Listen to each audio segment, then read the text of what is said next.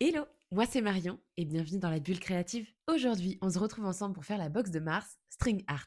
Avec cette box, tu as le choix, soit faire un tournesol, soit faire une vague et tu auras les coloris et le gabarit qui vont avec. Comme d'habitude, tu as tout le nécessaire dans la box pour faire le projet, je te montre tout le matériel et c'est parti. Pour commencer, tu as une planche de contreplaqué en 20 par 20 et le gabarit associé au motif que tu auras choisi. Tu as ensuite un petit chiffon avec un galet de cire d'abeille pour venir lustrer et protéger ta planche. Les trois couleurs de fil associées au motif que tu as choisi, des clous et une pince à linge pour t'aider à les positionner et à ne pas taper sur les doigts, et bien évidemment un marteau. Tu as tout ce qu'il te faut pour le projet et on peut commencer. La première étape consiste à protéger et donner une jolie couleur à ton bois. Pour ça, on va utiliser le galet de cire et ensuite on va frotter avec le chiffon pour lustrer la planche. Tu appliques tout simplement en frottant le galet sur la planche. Et ensuite, on va venir bien frotter pour étaler cette cire. Si jamais tu en as trop mis et que la planche reste collante, je te conseille d'utiliser un sèche-cheveux pour faire fondre la cire et repasser le chiffon. Il faut que ta planche ait pris une jolie couleur dorée et surtout que le toucher ne soit pas collant.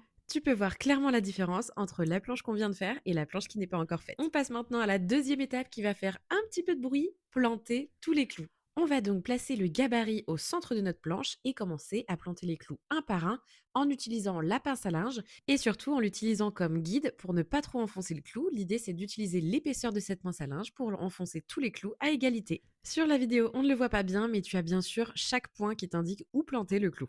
Regarde comme j'utilise la pince à linge qui me sert de butée pour chaque clou et être sûr de ne pas transpercer la planche. On y va tranquillement, un par un, et surtout soyez méthodique pour être sûr de ne pas avoir un clou à mettre en plein milieu des autres parce que vous ne pourrez pas utiliser la pince à linge. Fais attention à la partie métallique de la pince à linge qui peut marquer le bois si tu tapes trop fort dessus.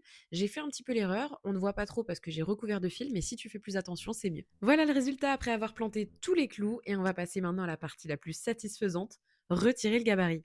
Voilà ce que ça donne. Maintenant, on n'a plus que les clous et la planche pour enfin tisser. Je te conseille de garder le gabarit à côté de toi pour mieux visualiser les formes et ne pas te tromper de clous. On passe maintenant au fil. L'idée, c'est qu'on va pas utiliser les 6 brins du fil. On va les utiliser 3 par 3. Donc, il va falloir dédoubler toute la bobine. On commence par tirer pour dédoubler le fil et ensuite, on va bloquer l'excédent de fil dans la cartonnette pour pouvoir la dérouler plus facilement. Regarde, donc ça, c'est au démarrage et ensuite, on va venir bloquer le fil dans un petit cran de la cartonnette pour faciliter le déroulage. Je te conseille vraiment cette technique, c'est ce qui permet d'aller plus vite et surtout de ne pas emmêler les fils. Une fois qu'on a fait tout ça, on se retrouve avec deux morceaux de chaque couleur et on peut commencer à faire le motif. On commence par faire un double nœud autour du premier clou pour pouvoir fixer le fil. On découpe l'excédent, s'il reste un petit bout, ne t'inquiète pas, il pourra se fondre dans les autres fils. Et on commence. Je te matérialise en disant clou 1 et clou 2. Le but c'est qu'on part du clou 1 pour aller vers le clou 2, on fait un tour complet du clou 2, on revient au clou 1 et on repart au clou 2 pour refaire un tour et ensuite passer au clou 3. Au total, normalement, tu dois avoir 3 fils qui vont du clou 1 au clou 2.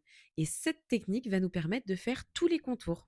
Je te rassure, rien de compliqué, suis bien le gabarit pour ne pas te tromper de clou. Le principal, c'est de rester bien tendu. Si tu lâches, tout peut s'en aller. L'idée, c'est d'aller élément par élément. Par exemple, ici sur la vague, on a 6 éléments, donc juste on va éviter de s'arrêter au milieu de l'élément. Mais si on veut, on peut très bien faire un nœud et reprendre plus tard. Une fois qu'on a fait les contours de la même manière pour tout l'élément, on va passer à la partie la plus sympa, le remplissage par toutes les lignes. Et là, tu laisses clairement ton imagination faire le travail, tu vas d'un clou à un autre jusqu'à remplir à ta convenance le motif. Je te montre aussi comment ça donne du dessus. Et mon conseil de tout à l'heure tient toujours, il ne faut pas lâcher ton fil. Si jamais tu veux t'absenter, tu peux toujours laisser courir ton fil et mettre un poids par-dessus pour éviter que tout ne se déroule. Tu peux décider de croiser le fil autant de fois que tu veux, normalement tu es très large en fil. Et quand tu es arrivé à la fin de ton élément et que ton remplissage te convient, on va venir faire un nœud pour fermer l'élément. Je le répéterai jamais assez, mais reste bien tendu même jusqu'à la fin et je te conseille de faire ton nœud d'abord et ensuite venir l'enfiler autour du clou. Je te conseille aussi d'en faire deux pour être sûr que ce soit bien maintenu et on peut couper l'excédent. Et voilà ce que ça donne pour le premier élément. Rien de compliqué, c'est juste un petit peu de temps. L'idée c'est que maintenant tu répètes exactement la même opération avec tous les éléments et en modifiant les couleurs. Pour rappel, on fait toujours le contour et ensuite le remplissage. Je te montre un deuxième élément en train d'être fait pour que tu aies un autre angle de vue. Et si tu regardes bien, j'ai commencé par le bleu foncé parce que c'est la vague qui est au milieu et ça m'a permis de délimiter et de ne plus me tromper pour les clous. Donc peu importe l'élément que tu fais, je te conseille de commencer par un élément central qui va permettre de ne plus te tromper. Mais sur le tournesol, il y a un peu moins de risques. Plus tu avances dans les éléments et les étapes, plus le dessin commence à prendre vie et c'est hyper satisfaisant. Je te conseille d'essayer de garder la même densité de fil dans chaque élément pour que ce soit plus harmonieux. Et voilà le résultat final de la vague. Tu as maintenant toute la technique et je te montre rapidement comment faire la même chose avec le tournesol. Le principe technique est donc exactement le même. Pour le visuel, moi j'ai décidé de faire les pétales plus clairs sur le dessus et les pétales plus foncés sur le dessous. L'idée c'est de commencer par les pétales du dessous, comme ça le fil sera caché, ensuite par le fil plus clair. L'avantage, c'est que tu vas pouvoir créer des transitions entre chaque pétale. L'idée, c'est que tu peux utiliser exactement le même fil, par exemple commencer par le foncé et faire tous les pétales arrière. Tu as juste à enchaîner les clous pour passer d'un pétale à un autre. Tu fais ensuite les pétales plus clairs par-dessus pour qu'on voit bien la différence. Et tu termines par le cœur en marron. J'ai préféré te montrer la vague en détail plutôt que le tournesol, parce que sur le tournesol, les clous sont un petit peu plus espacés, donc c'est un petit peu plus simple de faire le motif. Et voilà, ça y est, c'est terminé. Tu as maintenant une déco prête à poser où tu veux dans ta maison. En tout cas, moi, ce que je te dis, c'est que tu peux être fier de toi et je suis ravie qu'on ait créé ensemble. N'hésite surtout pas à m'envoyer une photo de ta création, que ce soit par mail ou sur les réseaux sociaux. Ça me fait hyper plaisir de recevoir vos créations.